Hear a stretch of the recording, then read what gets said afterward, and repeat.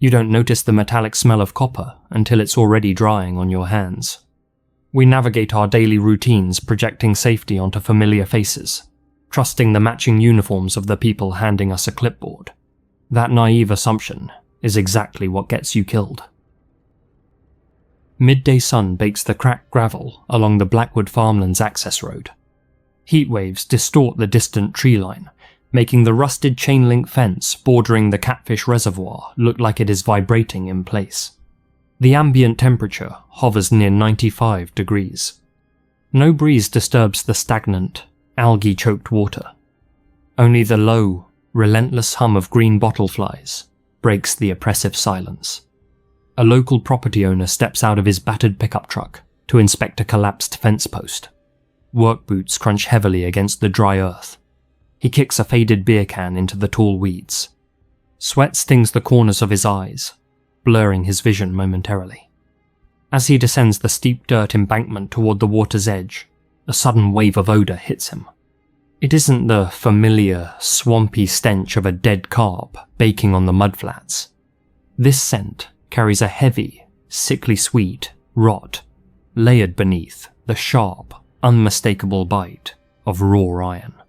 The man tracks the source of the flies. They cluster violently, crawling over one another around a fractured concrete drainage culvert half buried in the overgrown grass. Shoved deep inside the narrow, shadowed pipe rests a mound of heavy, black, industrial tarp.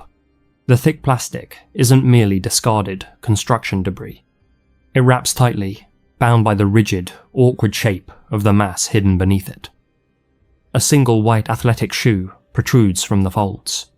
Its laces remain perfectly tied.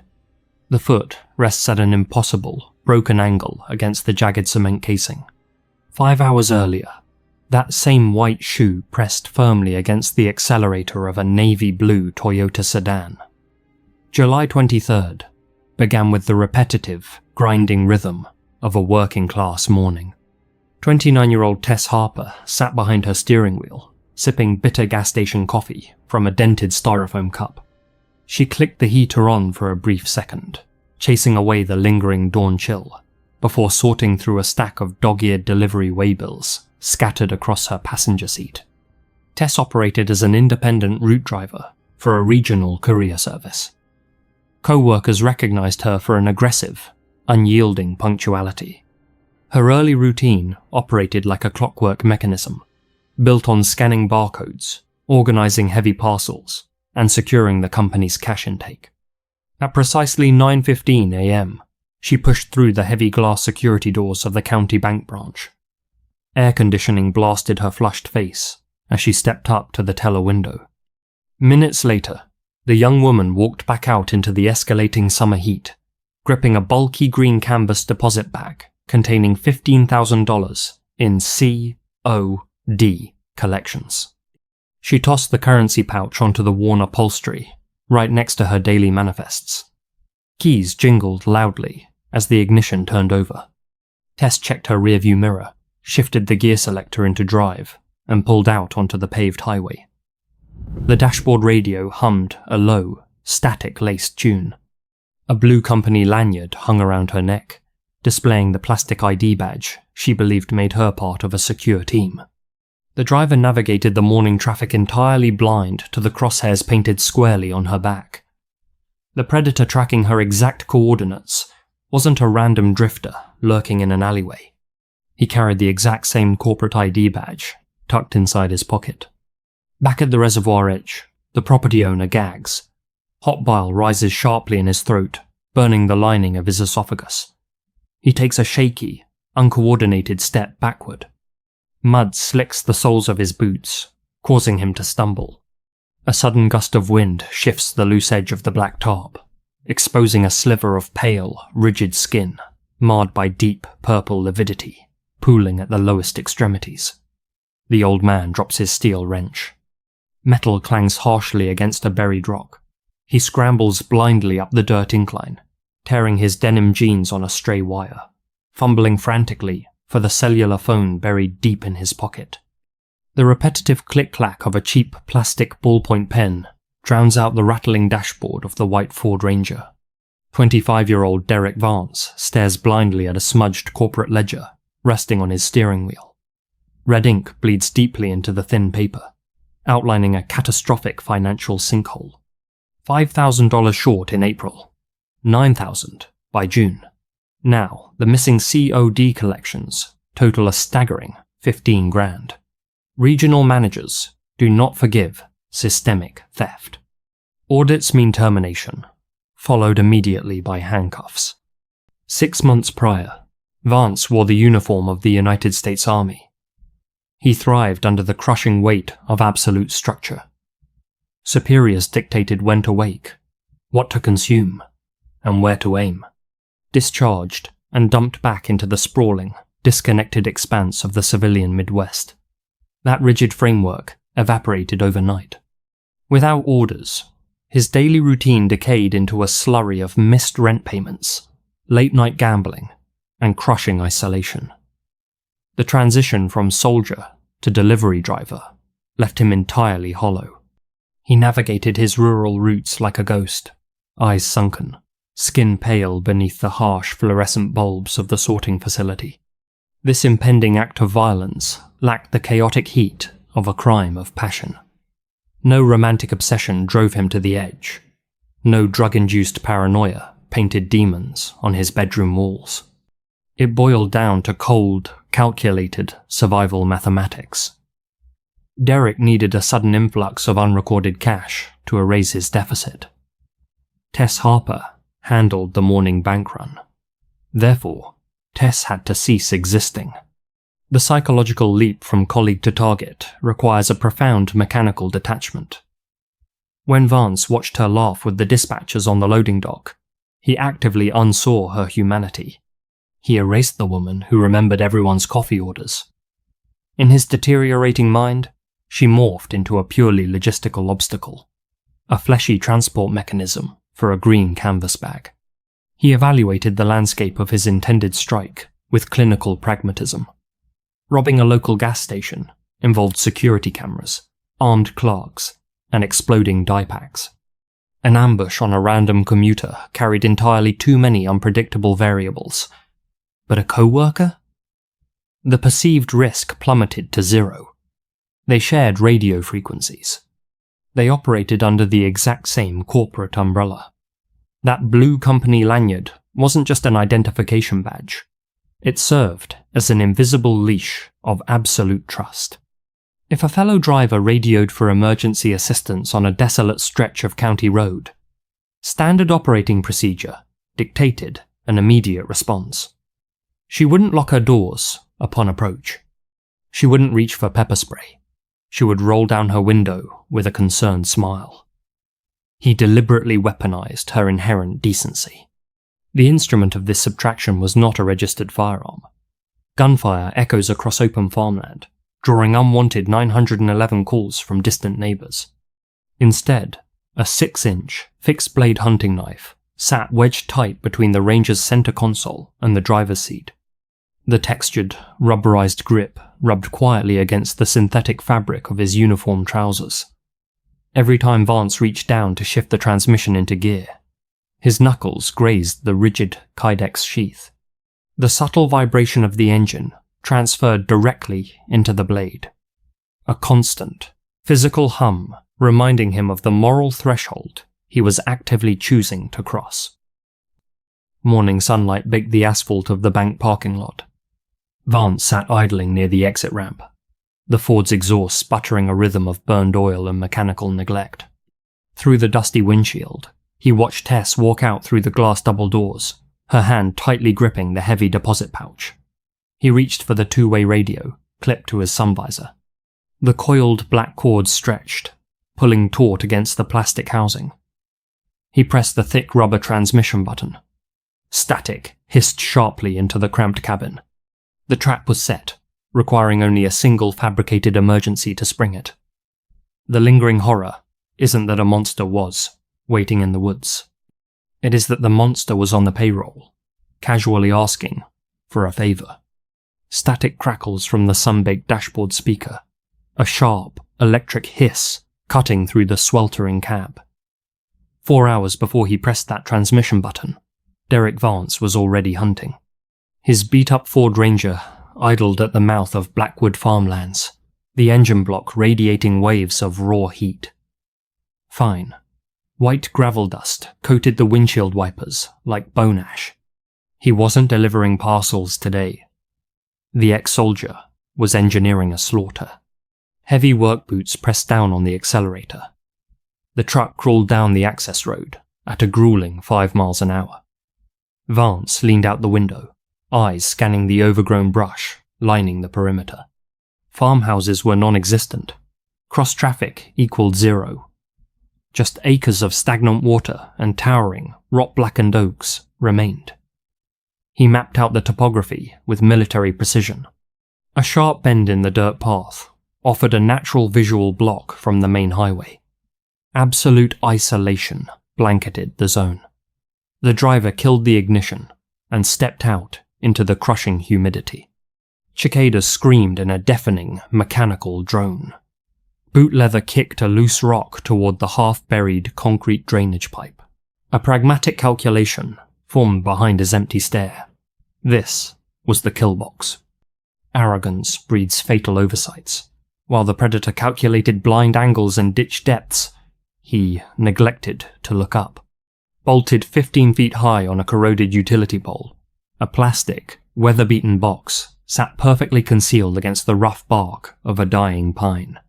The property owner had installed a motion-activated trail camera to catch teenage trespassers. Inside the cracked casing, a digital shutter silently recorded his every movement. Snap. A white pickup pulling into the clearing. Snap. A man in a blue courier uniform pacing the dirt. Snap. The metallic flash of a 6-inch hunting blade being drawn and resheathed. Vance believed he stood entirely alone in the rural void. Reality proved he was starring in his own surveillance documentary. Time crawled forward until the bait was set.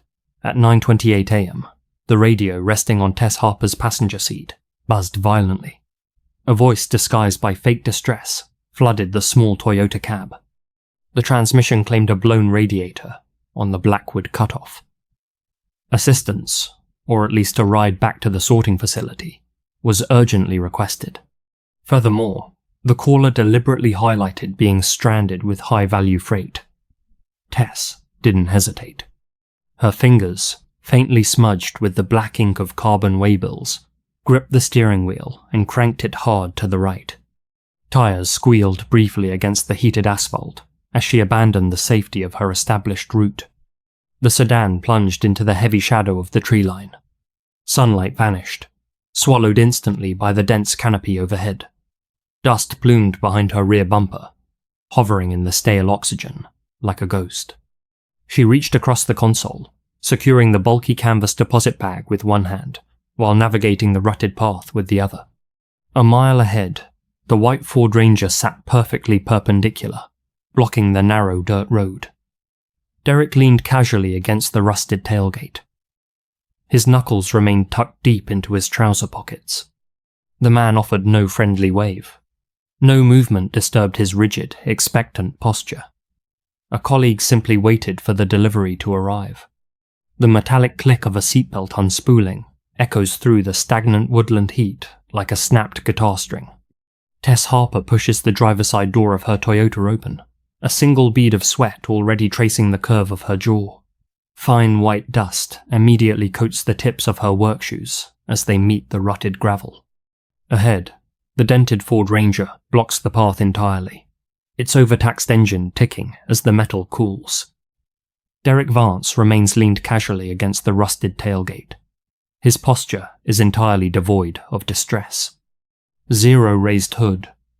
Not a drop of radiator fluid pooling on the dry earth. Just a familiar co-worker standing motionless in the dappled, suffocating shade of dying pine trees. She takes a hesitant step forward, raising an open palm in a friendly greeting. Those fingers never finish the motion. A 6-inch hunting knife clears its molded Kydex sheath with a synthetic, rasping scrape. Vance lunges forward. Not a single shout or demand escapes his dry lips. The assault operates with the mute, mechanical efficiency of a slaughterhouse floor. Reacting entirely on raw biological instinct, Tess throws her bare arms upward to shield her neck. Sharpened steel bites violently into her left palm. Severed tendons and torn flesh render the hand instantly useless, snapping backward as the Blue Company lanyard swings erratically around her throat. Loose gravel crunches loudly under her scrambling, panicked heels. She gasps, sucking in humid oxygen, desperately trying to formulate a plea for her life. That sentence never materializes. A second, brutally calculated thrust drives upward through the fabric of her uniform, slipping past the ribs and deeply piercing the left ventricle of her heart. Gravity reclaims the young woman in a sudden, dead-weight collapse. Her knees strike the jagged rocks first, followed immediately by the lifeless thud of her shoulders hitting the dirt. The auditory void that follows is absolute and deafening. Only the relentless, low-frequency drone of green bottle flies remains in the sweltering airspace. Standing over the wreckage, the ex-soldier's chest heaves in jagged, uneven rhythms. He stares blankly down at his own clenched knuckles. Dark red droplets race along his cuticles, pattering softly onto the parched ground below. The 5-figure deficit in his corporate ledger is momentarily forgotten, completely eclipsed by the overwhelming, metallic stench of fresh copper radiating from the soil. A trembling wrist frantically wipes a streak of sweat from his brow. Time accelerates exponentially. Cold calculation evaporates, replaced instantly by the manic chaos of self-preservation. $15,000 in untraceable cash sits waiting inside the idling sedan. Before claiming that canvas pouch, the butcher must erase his physical mess. Fingers hook roughly into the collar of Tess's uniform shirt, dragging the heavy burden toward the overgrown reservoir embankment. Scuffed heels carve parallel, limp paths through the tall weeds. At the bottom of the steep incline, a fractured concrete drainage culvert offers a miserable, claustrophobic hiding space. Vance shoves the unresponsive form headfirst into the narrow, shadowed pipe. Limbs fold inward at unnatural, rigidly restricted angles against the curving cement. To conceal the atrocity, he snatches a discarded sheet of thick industrial plastic from a nearby debris pile. The black material wraps tightly around the exposed torso. A single white athletic shoe catches on the jagged lip of the drain, refusing to slide further. The killer leaves it there. Scrambling wildly back up the dirt ditch, the murderer shifts his frantic focus to the vehicles. Fabricating the illusion of a disastrous, off-road collision requires a staged wreck. The driver climbs back behind the wheel of his pickup truck. Grinding the transmission into gear, he intentionally steers the front right tire over the treacherous edge of the embankment. The old chassis groans in protest, violently tilting downward and burying the bumper into the thick brush. Killing the ignition, the thief snatches Tess's car keys from the bloody gravel and rips the bulky green deposit bag off her passenger seat. Boots pound a chaotic, sprinting rhythm back toward the paved highway, desperate to put miles between himself and the slaughter. The trap is empty. The predator has successfully escaped with his payout. Yet, deep in the suffocating darkness of the Toyota's center console, buried beneath a stack of carbon copy manifests, a muted screen suddenly illuminates. A text message from Regional Dispatch. Route 4. You are off GPS grid. Respond immediately. A steady, muted buzz vibrates intensely against Derek Vance's right hip. Inside the stolen canvas pouch, Tess Harper's smartphone receives a secondary automated dispatch alert demanding her exact location. Adrenaline abandons the ex-soldier entirely, replaced instantly by a sudden, crushing physical exhaustion that settles deep into his marrow. His knee buckles slightly under his own dead weight. Sharp gravel digs deeply into his bare palms as he catches his balance against a rusted highway guardrail. 3 sprawling miles separate him from the sterile safety of his apartment complex. Walking that open distance, covered in microscopic splatters of arterial spray, invites immediate arrest. A rattling, 2-stroke engine suddenly interrupts his frantic mental calculations. An elderly local woman steers a faded red agricultural ATV along the crumbling shoulder, visually checking a line of weathered fence posts. She slows the noisy machine down, tragically misinterpreting the erratic posture of a fleeing butcher as a neighbour experiencing severe heat stroke. Vance aggressively hoists himself into the vinyl passenger seat. The distinct, overpowering smell of cheap garden fertilizer and unburned gasoline successfully masks the raw, metallic stench of slaughter clinging to his uniform trousers. Dust plumes violently behind the small, utilitarian vehicle as it grinds down the county blacktop. 2 miles away from the kill zone, an expansive, stagnant marsh completely swallows the property line. He mumbles a hollow, breathless excuse about needing to vomit, demanding the confused driver pull over immediately. Heavy work boots hit the soft, muddy embankment with a sickening squelch. Swinging his dominant arm in a wide, desperate arc, the thief hurls the victim's leather wallet, brass keys, and personal electronics deep into the towering cattails. Heavy plastic and jagged metal splash harshly against a thick layer of green duckweed. Dark, clouded water quickly claims the discarded evidence, the surface rippling before settling back into an undisturbed, suffocating silence. But stagnant water cannot drown a digital cellular signal. Submerged 2 feet below the murky surface, resting on a bed of rotting algae, the illuminated screen of a cracked iPhone continues to transmit a persistent, invisible pulse. High-frequency radio waves ping the county's nearest relay tower every 14 seconds. The murderer just handed local law enforcement a glowing, inescapable neon map directly to his own destruction. Retribution moves with clinical, mechanical speed. By mid-afternoon, 5 sheriff's cruisers barricade the Blackwood access road, their rotating blue strobes reflecting ominously off the still surface of the Catfish Reservoir. Evidence technicians in heavy boots do not gasp at the horrific sight of the concrete drainage culvert. They systematically measure the dragging tracks in the weeds, photograph the isolated white athletic shoe, and process the violently abandoned Toyota sedan for latent prints. Yet, the true executioner of Derek's freedom hangs quietly on the rough bark of a dying pine tree, exactly 15 feet above the blood-stained dirt. A sharp-eyed deputy spots the weather-beaten plastic housing of the property owner's motion-activated trail camera. Extracting the fragile SD card requires mere seconds. Crowded around the small, glaring monitor of a squad-car laptop, a time-stamped, high-definition sequence plays out in brutal clarity. The initial file shows the white Ford Ranger arriving hours before the scheduled delivery route. The subsequent image displays the killer meticulously pacing his chosen ambush zone, checking his sightlines. Premeditation is no longer a legal theory debated in a courtroom. It is permanently burned into digital pixels. Harsh, buzzing fluorescent bulbs bathe the windowless interrogation room in a sickly, jaundiced tint. A dented stainless steel table firmly separates Detective Miller from the primary suspect. Vance sits rigidly in an uncomfortable aluminum chair, his hollow eyes fixed dead ahead at a scuffed wall tile. He hasn't asked for legal representation. No frantic requests for a glass of tap water escape his severely chapped lips. A single, microscopic drop of dried, brown blood remains hopelessly trapped beneath the ragged cuticle of his left thumb. The seasoned investigator tosses a thick manila folder onto the cold metal surface.